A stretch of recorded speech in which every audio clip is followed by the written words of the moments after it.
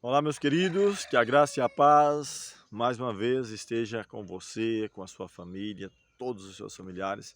É sempre uma alegria podermos estar compartilhando aqui da palavra de Deus, nosso canal A Voz que Clama História e Profecia. E hoje o tema talvez não tão agradável, falando sobre o fechamento da porta da graça, mas é uma advertência para mim e para você. Ele é o clímax do que foi tratado Apocalipse 12, 13, 14, essa sequência.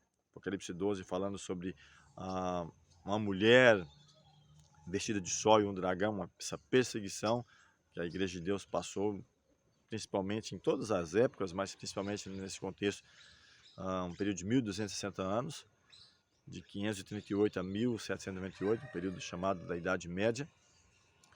Apocalipse 13 falando sobre dois poderes perseguidores, uma besta que surge do mar e uma besta que surge da terra, poderes políticos e religiosos que têm sim imposto sobre o povo de Deus, perseguindo, maltratando e assim por diante. Apocalipse 14, essa advertência falando sobre o juízo, uma chamada à adoração ao Deus verdadeiro, e a advertência falando da queda de Babilônia, e uma advertência também contra aqueles que adoram a besta e a sua imagem, que no tempo do fim, no tempo que estamos vivendo, um pouco antes da volta de Jesus, vão se levantar, vão se impor, vai criar leis, regras, e que na verdade já existem, né, mas não está, quem sabe, sendo impostas como regras de fé, mas que será no tempo do fim. Quero convidar você a falarmos com o Senhor em oração neste momento, preparando assim a nossa mente, o nosso coração para este tema que é de fato de grande importância. Eterno Deus, amorável Pai, graças te rendemos pelo cuidado, a proteção e rogamos a unção do teu Santo Espírito em nossas vidas. Dá-nos a tua paz, a tua graça, nos encha do teu Santo Espírito. Essas bênçãos te pedimos e agradecemos em nome de Jesus. Amém. Quero ainda ler alguns versículos do Apocalipse 14, fechando ainda o pensamento e entrando no capítulo 15, onde ele fala o seguinte, que verso 13 do capítulo 14, então ouvi uma voz do céu dizendo, escreve, bem-aventurados, ou seja, felizes, os mortos que desde agora morrem no Senhor.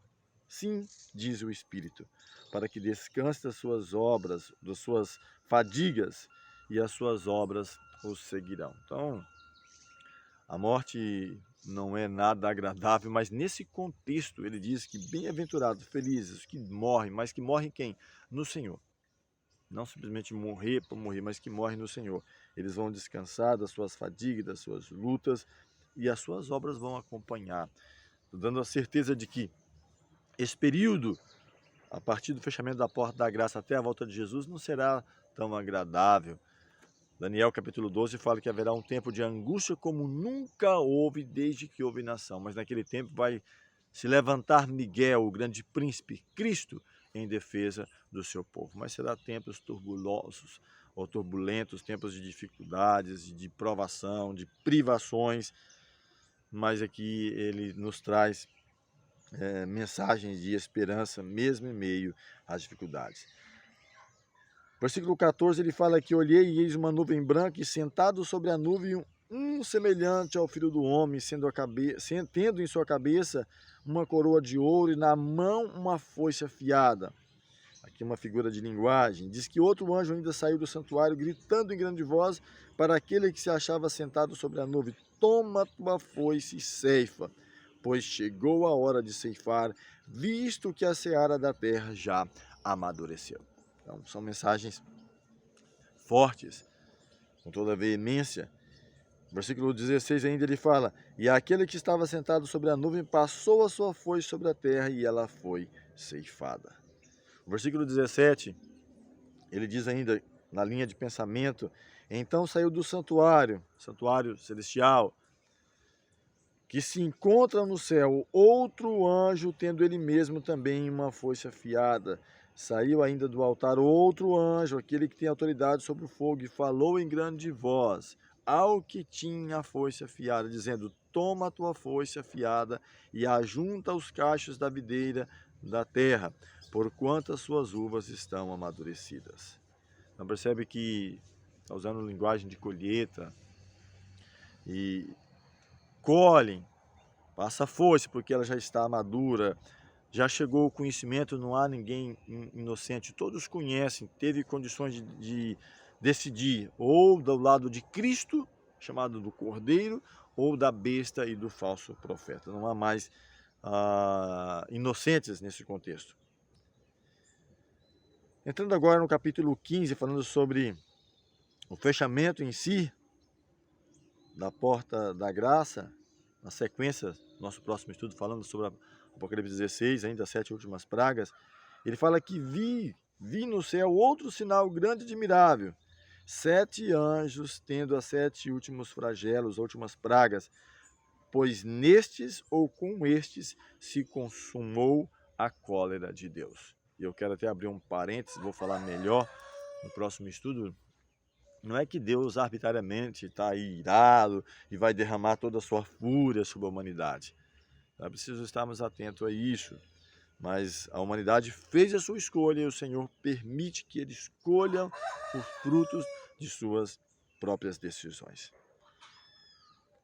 João, olhando ainda, continuando a sua visão, na ilha de Patmos, ali no mar Egeu, ele fala, versículo 2 do capítulo 15, que vi como um mar de vidro, imagina essa visão, mesclado de fogo, quem sabe os raios do sol incidindo.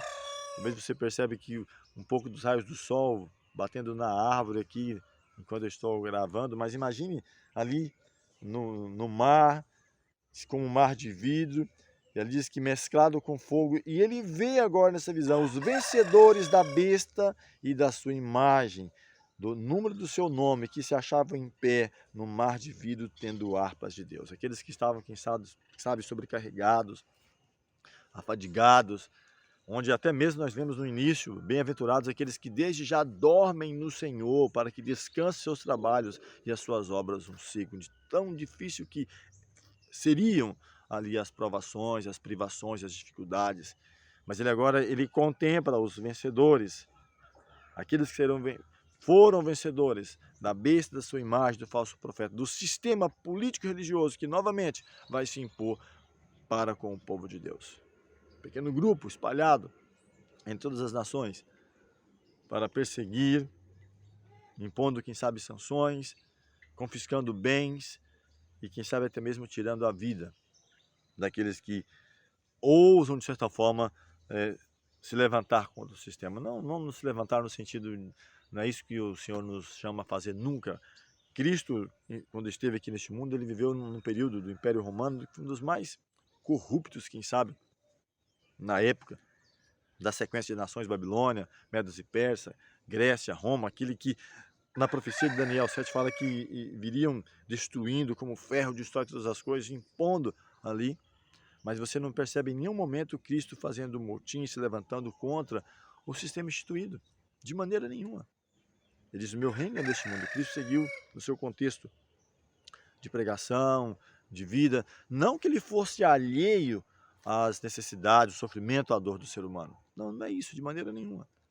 Mas não é, nesse contexto não vai haver, já falei em alguns estudos, volto a repetir, não vai haver ali, ou em nosso contexto, desde que o mundo está em pecado, uma nação, um poder, por mais importante, por mais que tenha feito algo grandioso, ou algum político, ou algum educador, ou filósofo, ou que vá resolver o problema da humanidade. A profecia fala, a mensagem confirma que nós nascemos em pecado, fomos gerados em pecado. Quando Deus criou Adão, diz que o homem foi feito à sua imagem e semelhança. Após o pecado, diz que Adão agora gera um filho à sua imagem e semelhança. Nós já nascemos com toda a tendência para o mal. Então nós aguardamos a cidade, aquela que o Senhor é o arquiteto e fundador. Ali sim haverá justiça. Continuando aqui ainda, ele fala que eles entoavam o cântico de Moisés, servo de Deus, o cântico do Cordeiro, dizendo, grandes e admiráveis são as tuas obras, Senhor Deus Todo-Poderoso. Justos e verdadeiros são os teus caminhos, ó Rei das Nações. Então este aqui é o Rei das Nações. É o quinto reino universal na profecia de Daniel 2. Babilônia, Medos e Persa, Grécia, Roma em 2 momentos, Roma Império, depois Roma dividido, ou Roma cristã. E aqui ela fala que uma pedra que foi cortada sem auxílios de mão, ela fere a estátua nos pés, nas pernas, e ela se torna um grande monte, ou que representa a vinda de Cristo e a restauração para com os remidos, onde eles vão reinar com o Senhor por toda a eternidade. Então aqui o Senhor é o Rei das nações, não é nenhum dos grandes poderosos que já existiu. Ele fala mais ainda, uma pergunta: quem não temerá e não glorificará o teu nome, ó Senhor? Pois só tu és santo. Por isso todas as nações virão e adorarão diante de ti, porque os teus atos de justiça se fizeram manifestos. Nabucodonosor, um dos grandes monarcas que já existiu, ele compreende, depois de, quem sabe, se revoltar, se levantar contra Deus, onde ele se impunha.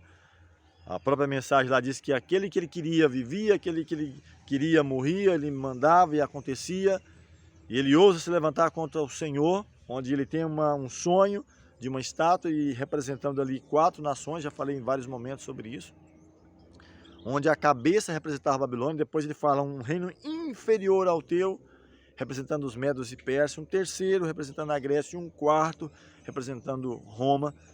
Então a mensagem apontava para ele que haveria uma sequência de reinos, mas ele quis contrariar: não, eu vou fazer uma estátua toda de ouro, o meu reino, Babilônia, vai ser para sempre.